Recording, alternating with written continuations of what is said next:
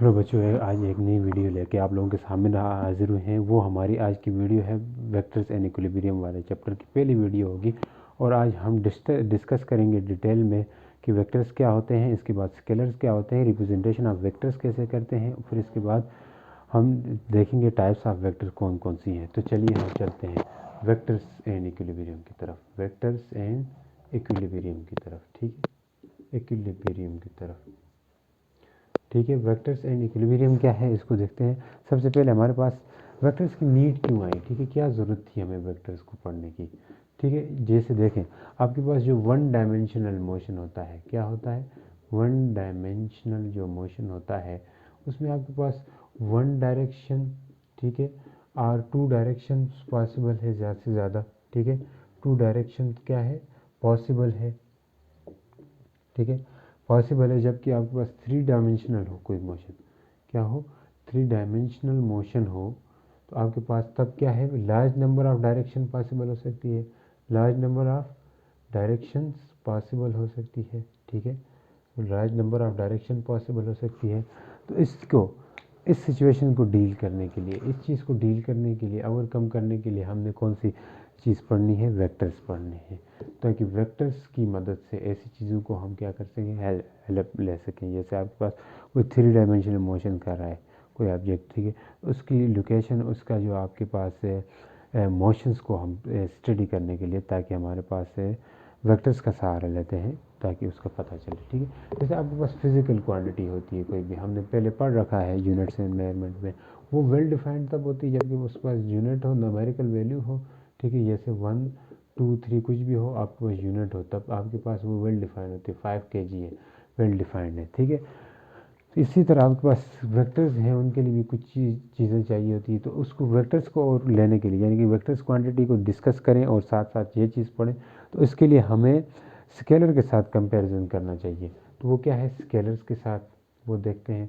एक तरफ स्केलर्स हैं, एक तरफ क्या है, वेक्टर्स हैं। ठीक है, स्केलर्स हैं, स्केलर जो आपके पास है ये आप कब कब चेंज हो सकते हैं स्केलर्स, वो देखें। तो स्केलर आपके पास पहली चीज़ है, इट हैज़ मैग्नीट्यूड, वो भी देखेंगे कब कब चेंज होते हैं। इट हैज़ मैग्नीट्यूड ओनली, ठीक है, मैग्नीट्यूड ओनली, इनके पास सिर्फ मैग्नीट्यूड होता है। जैसे आपके पास 5 kg है तो इसके पास मैग्नीट्यूड क्या है, 5 kg ही है। इसी तरह आपके पास मैग्नीट्यूड किसी का 102 फ़ारेनहाइट का बुखार है, ठीक है, इसके पास ये भी एक क्या है, स्केलर है। आपको पता है टेम्परेचर स्केलर रहता है, तो इसका मतलब ये भी स्केलर है। आपको डायरेक्शन बताने की ज़रूरत नहीं होती है कि मेरा बुखार है, 102 का बुखार कहाँ से, किस डायरेक्शन में, तो उसको बताने की ज़रूरत नहीं है। तो वेक्टर क्या होता है, इट हैज़ मैग्नीट्यूड, ठीक है, magnitude as well as direction भी होती है इनके पास। और क्या होती है, और डायरेक्शन भी होती है आपके पास, जो आपके पास वेक्टर्स हैं उनके लिए। ठीक है, जैसे आपके पास कैसे मैं बताता हूँ मैग्नीट्यूड और डायरेक्शन, ये सब आपको चाहिए होता है, आपके इसकी रिक्वायरमेंट है आपके पास, मैग्नीट्यूड भी और डायरेक्शन भी। ये एक ब्लॉक है तो इसको आप 5 न्यूटन लगाएं टूवर्ड्स ईस्ट की तरफ।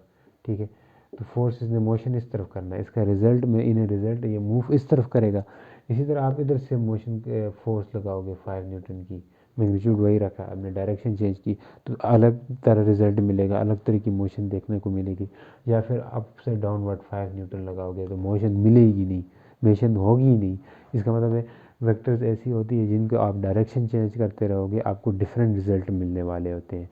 यहाँ पे आप एक ही रिजल्ट मिलेगा। अगर 5 kg शुगर है, 5 kg शुगर आप कहीं किसी भी शॉप से ले लें, आपको वही क्वांटिटी वही चीज़ मिलेगी। इसके मतलब है इसके लिए कोई डायरेक्शन नहीं चाहिए होती है, स्केलर्स के लिए, इनके लिए स्पेसिफिक डायरेक्शन होती है डिफाइन करने के लिए।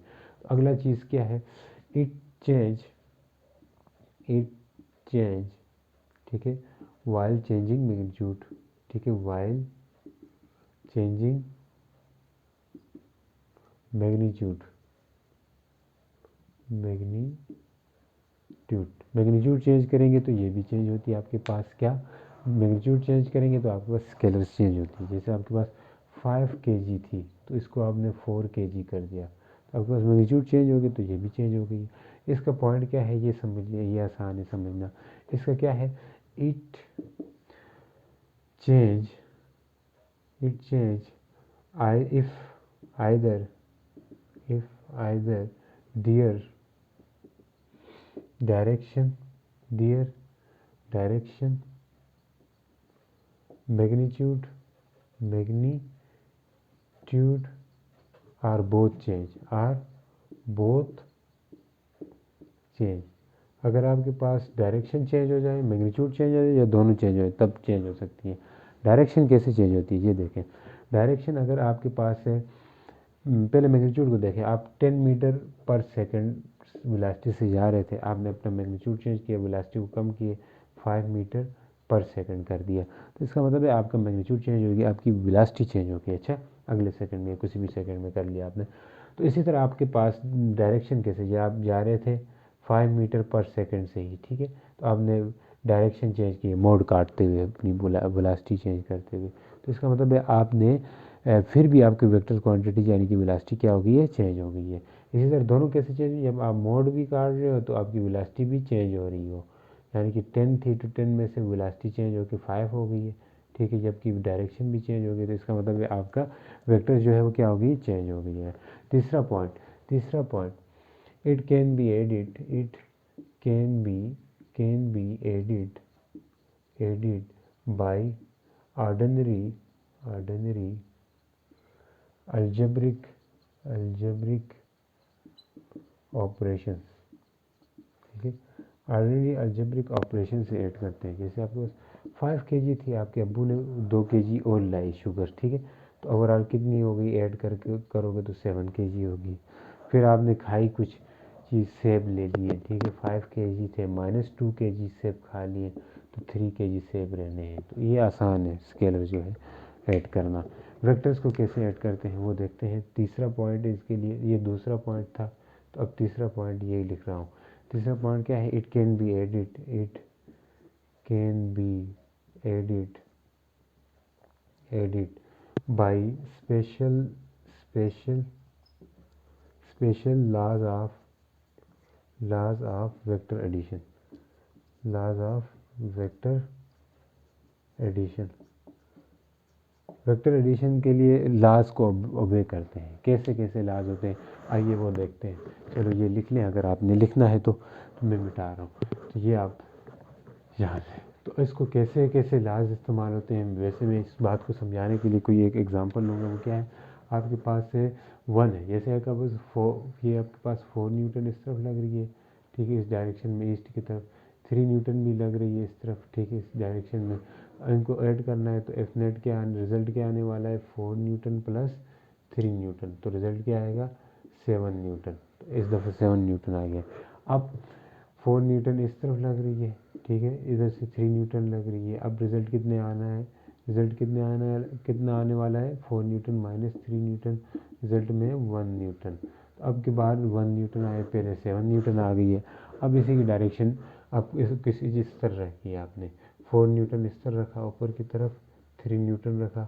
अब आप इसको हेड टू टेल रूल से जोड़ोगे, यानी कि पहले के हेड टू टेल क्या कहता है, पहले के हेड टेल के साथ रिजल्टेंट की टेल और आखिरी के हेड के साथ रिजल्टेंट की हेड, ये एफ आ गई। अब इस एफ को फाइंड करना चाहते हैं तो आप पाइथागोरस थ्योरम लगाएंगे। वो क्या होती है, बेस का स्क्वायर प्लस हाइपोटेन्यूज का स्क्वायर, तो ये क्या इसके इक्वल हो जाएगी, ये अगर 25, तो ये एफ आएगा 5 न्यूटन।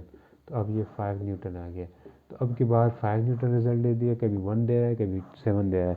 तो इसका मतलब है डायरेक्शन चेंज हो रही है आपके पास वेक्टर्स की, डायरेक्शन चेंज होने से डिफरेंट रिजल्ट मिल रहा है। तो वेक्टर क्वांटिटी ऐसी क्वांटिटीज़ होती हैं जिनको आप हमेशा डिपेंड करती है, उनका रिजल्ट डिपेंड करता है डायरेक्शंस पे। तो डायरेक्शंस भी लाजमी होती है वेक्टर्स को, इसीलिए तो आपके पास ये डिफरेंट रिजल्ट तभी मिले हैं। तो याद रखें, वेक्टर्स जो होती है वो डिपेंड करती है कि 2 वेक्टर्स ऐड कर रहे हो, उनके बीच का एंगल कितना है, ठीक है, उस पर डिपेंड कर रही होंगे। अब एक और इम्पॉर्टेंट नोट आप अपने पास नोट करिएगा, वो क्या है, तमाम जो वेक्टर्स होते हैं, तमाम क्या होते हैं, वेक्टर्स होते हैं जिनके पास डायरेक्शन होती है, जिनके पास क्या होती है, डायरेक्शन होती है। तो वो डायरेक्शन भी हो तो मैग्नीट्यूड तो अल्टीमेटली होगा। तो डायरेक्शन हर वो डायमेंशन, हर वो क्वांटिटी जिसके पास डायरेक्शन, तो वो हमेशा क्या नहीं होती है, वो वेक्टर नहीं होती है। इस बात को नोट करके लिखें। all that quantities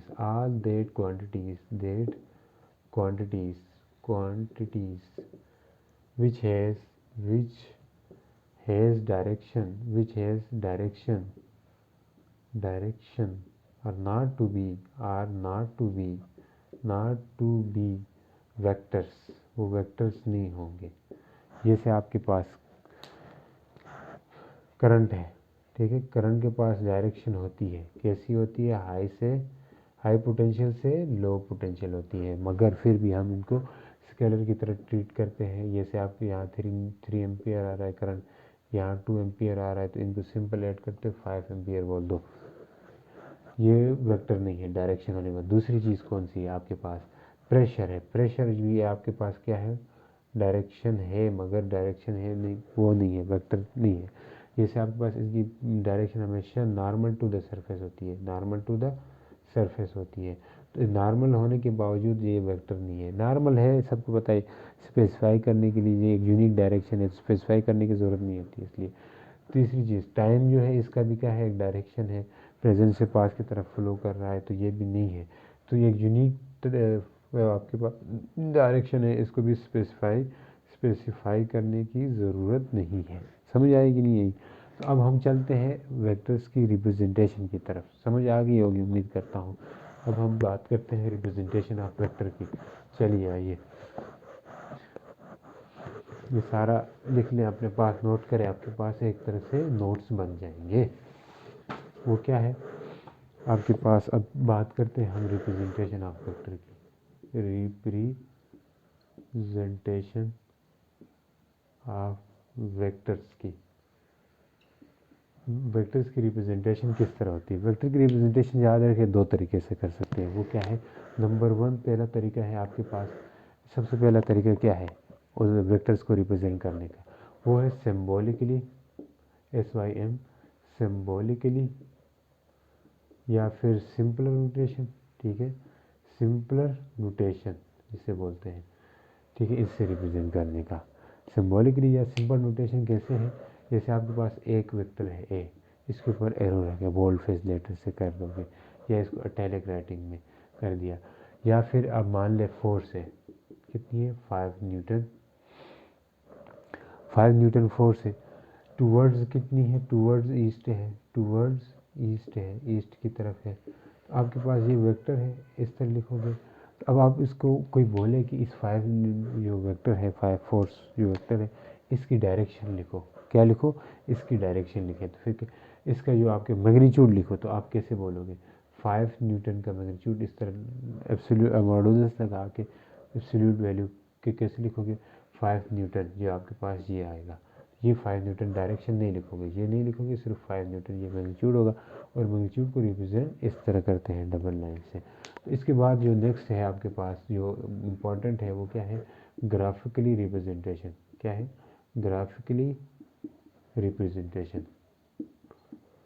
उसको देखते हैं। आइए, ग्राफिकली कैसे रिप्रेजेंट करता है, करते हैं। ग्राफिकली रिप्रेजेंट करने के तरीका ये है आपके पास, सबसे पहले आप किसी एक XY प्लेन लेते हैं, यानी कि कार्टेशियन प्लेन लेते हैं, इसमें आपने वेक्टर लेना होता है।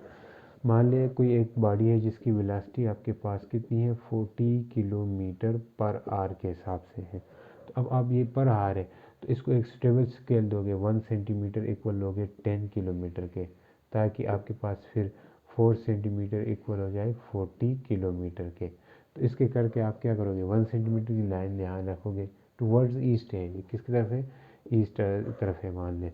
तो अब क्या करोगे, 1 2 3 4 न्यूटन ये बन रही है, तो आपके पास ये आ गई 40 किलोमीटर पर आवर, इस तरह रिप्रेजेंट करोगे। याद रखो आपके पास जो स्ट्रेट लाइन से शो करते हैं, किससे करते हैं, ग्राफिकली रिप्रेजेंटेशन स्ट्रेट लाइन से ही करते हैं। स्ट्रेट लाइन होती है आपके पास विद एरो, ओवरहेड, क्या है, एरो ओवरहेड। तो आपके पास जैसे एक लाइन ये है, ये आपके पास 2 लाइनें हैं, देखें, ये आपके पास 5 न्यूटन की है, तो 5 न्यूटन फोर्स की, अगर आपको बोले 10 न्यूटन की करो, तो ये करोगे 10 न्यूटन की, इसके डबल करोगे, इसकी डबल ज़्यादा बड़ी डबल होगी, ये इसको थोड़ा कम कर देते हैं, ठीक है, तो आप इसको भी कम कर दो, ये आपके पास है, तो ये 10 न्यूटन की मान लें, ठीक है, 10 न्यूटन की है, तो मतलब जितनी लेंथ ज़्यादा होगी उतना मैग्नीट्यूड ज़्यादा होगा। तो आपके पास जो लेंथ है एरो की, ये लेंथ है, जो आपके पास लेंथ किसको शो कर रही होगी, मैग्नीट्यूड को शो कर रही होगी, ठीक है, मैग्नीट्यूड ऑफ वेक्टर को शो कर रही होगी, ठीक है। जबकि पास हेड है, एक किसको शो कर रही होगी, हेड आपके पास है शो डायरेक्शन को शो कर रही है, ये भी याद रखें, डायरेक्शन की। इसको क्या बोलते हैं, टेल, पीछे वाले को टेल बोलते हैं। समझ आ गई कि नहीं आ गई? ये आपके पास ग्राफिकली रिप्रेजेंटेशन, इसके अलावा और चीज़ें भी हम सीखेंगे। तो इसके अलावा क्या है कि आपके पास ये मैं मिटा दूँ तो फिर लिखो क्या क्या ग्राफिकली रिप्रेजेंटेशन। अब देखें, अब इसको एक और चीज़ भी हमने समझना है। ग्राफिकली अगर हमारे पास ये आपके पास एक फिक्स डायरेक्शन में आ गई, ठीक है, ये आपके पास एक फिक्स डायरेक्शन में आ गई, कोई भी चीज़ इससे नज़र नहीं आता होगा, ये एक फिक्स डायरेक्शन आ गई। अब या टूवर्ड्स नॉर्थ हो, ये इसको क्या बोलते हैं, ईस्ट, इसको बोलते हैं नॉर्थ, इसको बोलते हैं साउथ, इसको बोलते हैं वेस्ट। ये ईस्ट है, ठीक है, फिक्स ईस्ट की तरफ हो या फिक्स नॉर्थ की तरफ, तो हम तो कह देंगे नॉर्थ की तरफ डायरेक्शन है एरो की। अब इनके बीच में हो कहीं पे, फिर क्या करेंगे, मान ले इस तरह हो, इस तरह का वेक्टर हो, फिर या इस तरह का वेक्टर हो या इस तरह का वेक्टर बिल्कुल दरमियान में हो, ठीक है। दरमियान में होने का मतलब है इधर से भी 45, इधर से भी 45, टोटल 90 का होता है, आधा आधा 45। फिर यहाँ पे भी क्या होगा 45, यहाँ पे भी क्या होगा 45, यहाँ पे भी क्या होगा 45 डिग्री, यहाँ पे भी क्या होगा 45 डिग्री, यहाँ पे भी 45 डिग्री, यहाँ पे भी 45 डिग्री क्या होगा। तो इस तरह अब ये जो होगा इसको कहेंगे नॉर्थ ईस्ट कहेंगे, इसको कहेंगे नॉर्थ वेस्ट कहेंगे, इसको कहेंगे साउथ वेस्ट कहेंगे, इसको साउथ ईस्ट कहेंगे। समझ आ गई कि नहीं आ गई? इस तरह करते हैं। अब अगर कोई ऐसी सिचुएशन आ जाए आपके पास जिसमें क्या हो, जिसमें कुछ इस तरह होते हैं, जिसमें आपके पास वेक्टर्स हों, कैसे टेल टू टेल जुड़े होने चाहिए, वो बातें भी हो गई हैं। जैसे मान लीजिए 30 डिग्री का है, ठीक है, 30 डिग्री का है और ये लेस देन 45 है, ठीक है, तब क्या बुलाएंगे इसको इंग्लिश में, इसको क्या बुलाएंगे इंग्लिश में, वो कैसे है, ठीक है। इसको कहेंगे दो तरीक़ों से इसको कह सकते हैं। अब यहाँ से 30 है तो यहाँ से कितना होगा 60 डिग्री होगा, ये बात जानते हैं। इसको दो तरीके हैं, ये क्या है ईस्ट है, ये क्या है नॉर्थ है, इन दोनों की ज़रूरत ये बाकी नहीं।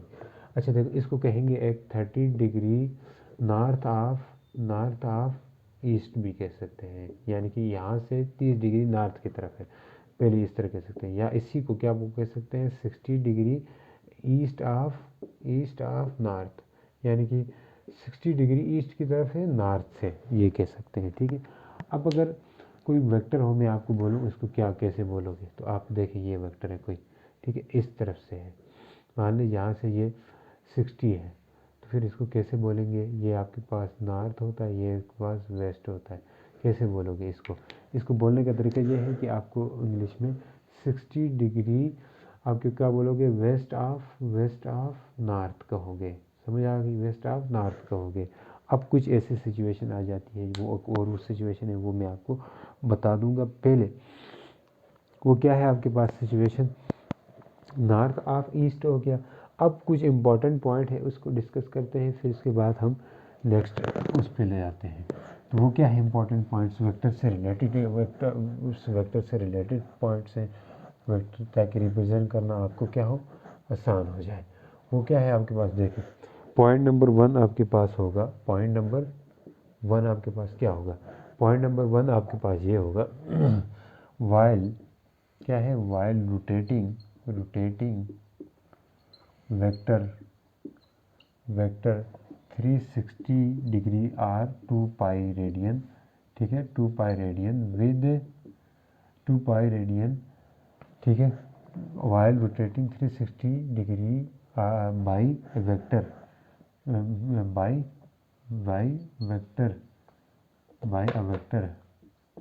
वेक्टर को, then a vector will not change, then vector will not change, vector change नहीं होगा। कैसे, देखो अब आपके पास ये कोई एक वेक्टर था, ठीक है, मान ले ये कोई एक वेक्टर था, इंक भी ख़त्म हो गई, वेक्टर था ये आपके पास 30 डिग्री का था, ठीक है, इसको रोटेट कराओगे 360 हो जाएगा, वापस इसी जगह पे आप घूम के पूरा एक सर्कल बन जाएगा। तो आपके पास ये 360 घूम के आए वापस वही, इसका मतलब वेक्टर चेंज नहीं होगा, डायरेक्शन भी वही रहेगी, चेंज नहीं होगा। ये एक पॉइंट है। दूसरा क्या है, ठीक है, parallel shifting of a vector, parallel shifting क्या है, shifting of a vector with itself, vector with itself, पहले shifting of vector with itself, ठीक है। इटसेल्फ विल, ठीक है, will not change a vector, will not change vector, ठीक है, after parallel shifting, after parallel shifting, parallel shifting के बाद ये चेंज नहीं होगा। इटसेल्फ खुद के साथ अगर पैरेलल शिफ्ट करें, देखें आप क्या, ये एक वेक्टर है आपके पास, क्या होगा, एक मान लीजिए यहाँ पे क्या बना रहे हैं, 30 डिग्री का बना रहे हैं, इसको पैरेलल शिफ्ट करो, यहाँ पे एंगल भी वही रखो, साइज भी वही रखो, तो इसके पास ए जो है ये इसके पास ये यहाँ आ गया, तो अब इसके पास एंगल भी वही रखा, डायरेक्शन भी वही रखी और मैग्नीट्यूड भी वही रखा, एरो की लेंथ भी वही रखी। इसका मतलब है ये पैरेलल शिफ्टिंग करने से आपके पास वेक्टर चेंज नहीं हो गया। तीसरी बात, ये सबसे इम्पॉर्टेंट है, theta between two angle is always greater और equal to 0 degree and less or equal to 180 degree. दो एंगल के बीच का जो एंगल होगा वो 0 से बड़ा होगा या 0 के इक्वल होगा, या फिर 180 डिग्री से छोटा होगा, या फिर 180 डिग्री से छोटा होगा हमेशा, या इक्वल होगा। 0 से बड़ा या 0 से छोटा कब हो सकता है, ये देखिए, एक वेक्टर इस तरफ, एक वेक्टर, दोनों के दरमियान 0 डिग्री का एंगल है, बड़ा तो हो ही सकता है, आपको पता है। 180 के इक्वल कब होगा, 180 के इक्वल जब आपके पास एक वेक्टर इस डायरेक्शन में, एक वेक्टर इस डायरेक्शन, दोनों के दरमियान 180 डिग्री हो गया, ठीक है। अब इसी तरह दो वेक्टर अगर जुड़े हुए हों तो हम कैसे उनको दरमियान में कैसे, दो वेक्टर अगर टेल टू टेल जुड़े हुए हैं, ठीक है, याद रखें, टेल टू टेल जुड़े हुए तो आपने वही वेक्टर, वही एंगल लेना है जो दोनों के दरमियान स्मॉलर एंगल हो। मान लें एक एंगल आपके पास, एक वेक्टर इस तरह है, एक वेक्टर इस तरह है, दोनों, इन दोनों के दरमियान में 100 का भी है, इधर से कितना पड़ रहा है, 260 का पड़ रहा है, यहाँ से 100, तो आप ये 100 वाले को सिलेक्ट करना, 100 वाले जो स्मॉलर एंगल होगा, ठीक है। तो अब नेक्स्ट चीज़ की तरफ जाते हैं, वो क्वेश्चन है आपके पास, वो आप एंगल फाइंड करना सीखेंगे। वो कैसे, देखें, अब मान ले आपके पास कोई वेक्टर इस तरह है, इसी तरह जिस तरह दिया रहेगा आपके पास ये वेक्टर है, ठीक है। आपके पास एक वेक्टर इस तरह है 30 डिग्री का, ठीक है, दूसरा वेक्टर नीचे की तरफ है, टेल टू टेल नहीं जुड़ा हुआ है। अब इसका कितना है, यहाँ से यहाँ 45 डिग्री है, इसको पहले शिफ्ट करोगे, टेल टू टेल जोड़ोगे, पहले कैसे जोड़ोगे, यहाँ से ये जोड़ लिया, अब यहाँ से 45 था नॉर्थ से, यहाँ साउथ से भी क्या होगा 45, तो इस तरफ 45 है, इस तरफ भी क्या होगा 45, तो ये ए था, तो मान लीजिए बी था, ठीक है, बी ये वाला भूल जाए, तो ए एंड बी के बीच में जो एंगल है वो कितना है 45 डिग्री प्लस 30 डिग्री, तो ओवरऑल कितना हो रहा है 75 डिग्री का होगा, ये एंगल फाइंड होगा। अब इसी तरह आप कुछ ऐसी सिचुएशन आ जाए जो कि मैं आपको यहाँ बना के देता हूँ, तो एक एंगल इस तरह है, उसी तरह एक एंगल इधर है, एक एंगल इधर है, तो मान लीजिए ये एंगल जो है आपके पास ये 30 डिग्री का है, ठीक है, 30 डिग्री का जैसे नहीं दिखाई दे रहा, ठीक है, ये एंगल 30 डिग्री का है।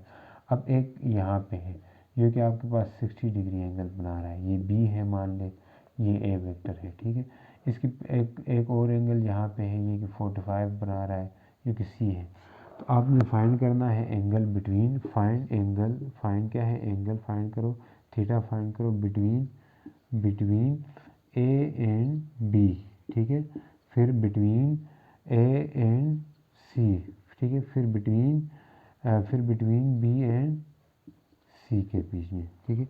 अब क्या करें, ए और बी के बीच में, इसको पहले शिफ्ट कराओगे, यहाँ पे आएगा, देखो यहाँ नॉर्थ से 60 डिग्री, यहाँ साउथ से भी क्या होगा 60 डिग्री, ठीक है।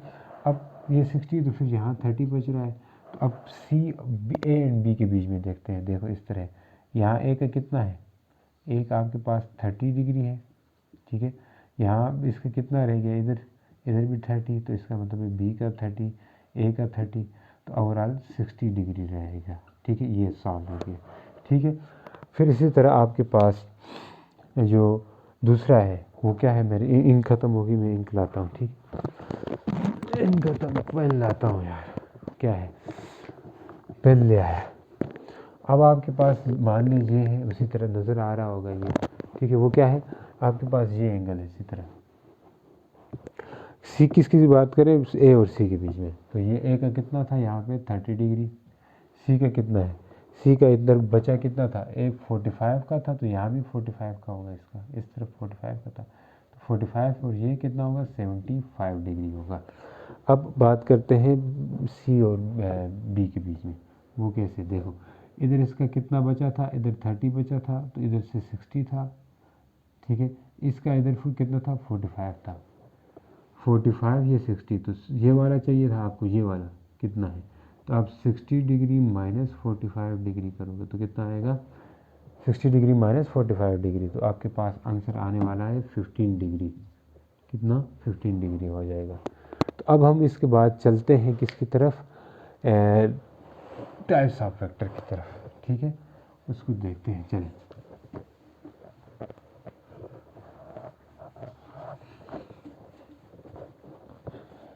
टाइप्स ऑफ वेक्टर, वेक्टर की टाइप्स देखते हैं, आइए। तो अब हम देखते हैं types of vector, types of vectors कितनी है, टाइप्स ऑफ वेक्टर आपके पास बहुत है, वैसे हम चंद ही लेंगे, ठीक है। आपके पास रहती है, एक होती पैरेलल वेक्टर होता है, क्या होता है पैरेलल वेक्टर, वो कोलिनियर को समझेंगे पहले, खुद आ जाएगा, ठीक है। पहले इक्वल वेक्टर को डिस्कस करते हैं। इक्वल वेक्टर, इक्वल वेक्टर क्या होता है, जिसके पास सेम हो, सेम मैग्नीट्यूड हो, ठीक है, सेम मैग्नीट्यूड हो, सेम डायरेक्शन हो, सेम डायरेक्शन हो और सेम यूनिट हो। 5 न्यूटन इस तरफ है, फोर्स है, तो 5 न्यूटन ही फोर्स इस तरफ होनी चाहिए, तब आप ये दोनों इक्वल वेक्टर कह सकते हो, ठीक है।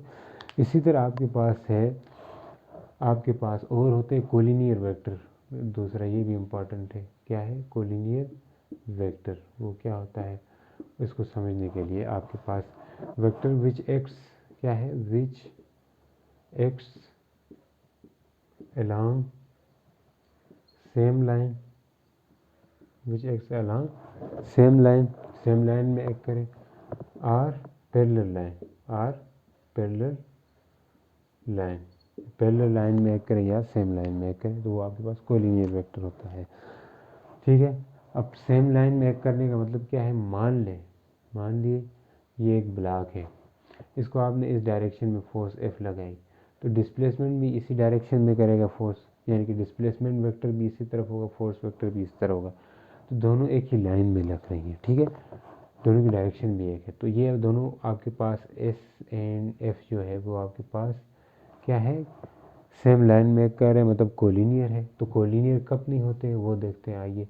मान ले फोर्स इस तरफ लग रही है, ऊपर की तरफ, अब डिस्प्लेसमेंट आगे की तरफ कवर होता है एस, क्यों, क्योंकि आपके पास बारी है, खींच रहे हैं आप, ये आगे जा रहा है, ठीक है, आगे तो जा रहा है, मतलब क्या नहीं हो रहा, आगे जा रहा है ये, ठीक है, आगे तो जा रहा है, इसके साथ साथ जो दोनों है डिस्प्लेसमेंट वेक्टर और फोर्स वेक्टर, ये कोलिनियर नहीं है, एक लाइन पे लाइन ही कर रहे हैं, ठीक है। तो अब देखें, ये एक लाइन है, मान ले कोई भी, इसके इसके गिर्द दो वेक्टर हैं आपके पास, कौन से वेक्टर हैं, दो है, एक ये ए वेक्टर है, ठीक है, दूसरा क्या है, दूसरा और वेक्टर है बी, ठीक है, वो भी एक कर रहा है इसमें। अब ये दोनों आपके पास कोलिनियर है, एक लाइन में एक कर रहे हैं, तो अब देखें क्या आपके पास ये वेक्टर सी कोई वेक्टर है जो कि इधर से लग रहा है, तो क्या ये भी कोलिनियर होगा। तो आपके पास इसको समझने के लिए हमारे पास कोलिनियर की एक टाइप है, दो टाइप है, वो पढ़ेंगे। पहले क्या है पैरेलल वेक्टर, क्या है पैरेलल वेक्टर, इसको देखें। पैरेलल वेक्टर क्या होगा, आपके पास जो सेम लाइन में भी एक कर रहे हो या पैरेलल लाइन में भी कर सकते हैं, एक और लाइन वो भी नीचे, ठीक है। सेम लाइन में, पैरेलल लाइन में किस तरह करते हैं, देखें ये लाइन है, तो अब देखें इस बी को मैं नीचे ले आऊँ, ठीक है, वही बी है, तो अब ये पैरेलल लाइन में एक कर रहा है, तो पैरेलल शिफ्टिंग की है असल में, तो उससे फ़र्क नहीं पड़ने वाला। तो अब यहाँ पे ए एंड बी, ये नीचे वाला बी जो है, ये दोनों क्या है पैरेलल वेक्टर है, और ये वाला ए और ये भी, ये क्या है, ये भी पैरेलल वेक्टर है। लेकिन जो ए है और साथ ही साथ एक और वो टाइप होती है, वो एंटी पैरेलल वाली है, क्या है एंटी पैरेलल रखते हैं। वो कौन कौन से हैं एंटी पैरेलल, जो कि आपके पास क्या है, ए है एक, दूसरा कौन सा है, सी है। ये दोनों एंटी पैरेलल है। अच्छा, एंटी पैरेलल है तो इनकी मतलब डायरेक्शन भी आपके पास क्या है, अपोजिट है। तो एंटी पैरेलल की अपोजिट होती है, समझ आ गई होगी। अब हम बात करते हैं आपके पास एक और तरह से वेक्टर होते हैं जो कि हमारे पास है जी, यूनिट वेक्टर है, जो कि सबसे इम्पोर्टेंट है आपके पास। बाकी वेक्टर्स और भी हैं तो उनको डिस्कस करना चाह रहा हूँ। तो अब मेरे बैंक की ख़त्म हो गई है, स्पीकर का भी प्रॉब्लम है। ये मैं अभी दूसरी मरतबा वीडियो बना रहा हूँ। पहली मरतबा बनाई मगर उसमें साउंड मतलब आवाज़ ही नहीं आ रही थी, सिर्फ ऐसे में आ रहा था। ठीक है, तो अब पता नहीं अब भी आवाज़ आ रही कि नहीं आ रही, मुझे इसका कंफर्म नहीं है। तो इसलिए मैं ज़रा चीज़ें शार्ट करके जो चीज़ें आपको चाहिए होंगी वो मैं आपको करवा रहा हूँ। ठीक है, तो अब क्या है आपके पास, यूनिट वेक्टर। ये इम्पॉर्टेंट है, इसको समझ लें बस। यूनिट वेक्टर क्या होता है आपके पास, the vector which has magnitude is 1। ठीक है, क्या है, whose magnitude is 1। ठीक है, vector which has vector which has magnitude is 1। ठीक है, मैग्नीट्यूड इज 1, जिसका मैग्नीट्यूड 1 हो उसको क्या कहते हैं, यूनिट वेक्टर कहा जाता है। जैसे कैसे, मैं आपको बता रहा हूँ यूनिट वेक्टर कैसे मैग्नीट्यूड 1 होता है। जैसे आपके पास क्या है, ये एक ब्लॉक है। ठीक है, इस पे आपने 5 न्यूटन फोर्स लगाई, एफ जो फोर्स है वेक्टर 5 न्यूटन लगाइए टूवर्ड्स ईस्ट की तरफ। ठीक है, ईस्ट की तरफ आपने फोर्स लगाई। तो अब यहाँ पे ये 5 न्यूटन है, ये आपके पास एक तरह से मैग्नीट्यूड है फोर्स का, एफ का। ठीक है, ये आपको टूवर्ड्स ईस्ट को, इसको आप एफ कैप भी लिख सकते हो। ठीक है, ये जो एफ कैप होता है ना, यही आपके पास क्या होता है, यूनिट वेक्टर होता है। इसका वेक्टर होता ही नहीं यूनिट वेक्टर, असल में ये आपके पास डायरेक्शन होती है किसी भी वेक्टर के अलांग। ठीक है, उसी के वेक्टर के अलांग वेक्टर की जो डायरेक्शन होगी वही यूनिट वेक्टर होता है आपके पास। तो आपके पास जैसे इसका इंपॉर्टेंस आगे जाके देखेंगे, आपके पास सिर्फ और सिर्फ डायरेक्शन शो करने के लिए होता है। जब कोई वेक्टर हो ना, उसका unit vector X axis Y axis के अलांग हम उधर जाके I cap J cap Z cap करके रिप्रेजेंट करेंगे। तो अगर हम देखें कोई भी वेक्टर होता है उसको हम लिख सकते हैं किस तरह, या कोई भी वेक्टर का मैग्नीट्यूड टाइम उस वेक्टर की डायरेक्शन, मैग्नीट्यूड और उस वेक्टर की, यहाँ जैसे ये मैग्नीट्यूड है और डायरेक्शन है तो ये वेक्टर आ रहा था तो वो इक्वल होगा वेक्टर के। आपको एफ के ये यूनिट वेक्टर मानते हैं तो इसको अकेला करें तो एफ डिवाइडेड बाई एफ का मैग्नीट्यूड, एफ वेक्टर का। तो आपके पास ये इसका कुछ नहीं है तो 1 है, तो 1 मैग्नीट्यूड होगा। तो वेक्टर वो होता है जिसका यूनिट वेक्टर वो जिसका मैग्नीट्यूड 1 हो। तो अब इसका 1 है तो इसका हरगिज़ मतलब ये नहीं है कि ये 1 न्यूटन होगा। 1 न्यूटन नहीं, क्योंकि इसकी यूनिट कोई नहीं होती है, इसलिए कहते हैं ये क्या होता है, यूनिट लेस होता है आपके पास यूनिट वेक्टर। ठीक है, यूनिट लेस होता है। दूसरी तरफ आप देखें तो F divide by F magnitude, तो unit vector along any vector, unit vector along any vector equal होता है that vector divide by magnitude of that vector. कोई भी गिवन वेक्टर होगा उसका उस वेक्टर का डिवाइड करो किससे, उसके मैग्नीट्यूड के साथ। तो यहाँ लिख भी सकते हैं unit vector along any vector is equal to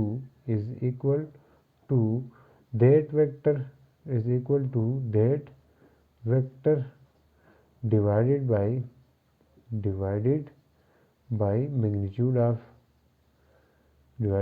magnitude of that vector। ठीक है, that vector divide by magnitude of that vector. That देखो यार, दैट वेक्टर मतलब फोर्स, गिवन वेक्टर भी लिख सकते हो।